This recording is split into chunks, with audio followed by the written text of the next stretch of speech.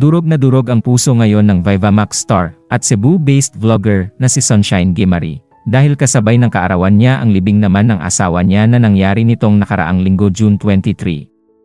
Sa sementeryo nga ipinagdiwang ni Sunshine Guimari ang kanyang kaarawan, kasabay ng libing ng pumanaw niyang asawa ang kanyang ika-30 taong kaarawan. Sa pamamagitan ng Instagram ibinahagi ni Sunshine ang naging libing ng kanyang mister sa Manila Memorial Park sa Sucat, Parañaque. Pero bago yan, nagpost muna siya na may hawak na cake at sa kahinipan ang kandila sa harap ng kabaong ng asawa bilang yun din ang araw ng kanyang kaarawan. Captions ni Sunshine, 12 months ago si Papa nilibing ko. Ngayon ikaw asawa ko at tinataon nyo pa sa birthday ko. Bakit? Durog na pati kaluluwa ko. Ang sakit-sakit na. Sa susunod kong birthday antayin nyo ko.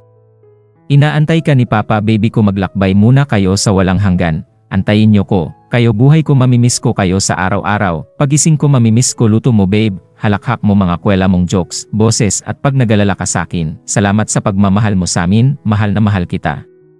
I-hug mo ko kay Papa. Mahal na mahal ko kayo, kayo buhay ko.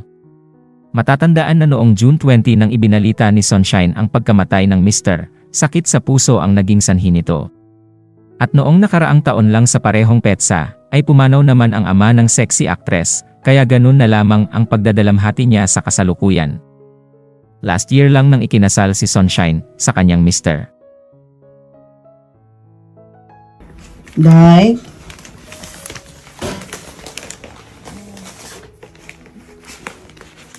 Day?